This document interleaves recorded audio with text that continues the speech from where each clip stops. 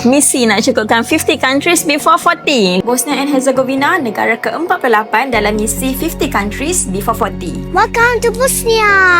Nak cukupkan 50 negara ni sebenarnya tak mudah. It would be easy kalau travel seorang, tapi bila travel satu family dengan anak-anak, is a long term planning dan juga komitmen. Kita kena mendaki bukit sekali lagi. Ada yang kata mustahil, ada juga yang label macam-macam. Siap cakap kita orang travel sambil cuci duit. Boy, kita orang geleng kepala je bila baca komen-komen macam ni. Tak baik tau. Geram pula aku. Untuk travel macam ni, reality dia simple je. Kita start dengan apa yang kita ada. Ada bajet sikit, kita travel dekat-dekat. Kalau bajet tight tapi nak travel jauh, kita pilih negara yang currency dia rendah dulu. Sebab tu, selepas 4 tahun baru kita orang travel balik ke Europe dan Balkan. Sebab kita simpan duit dulu, step by step. Welcome to Turkey!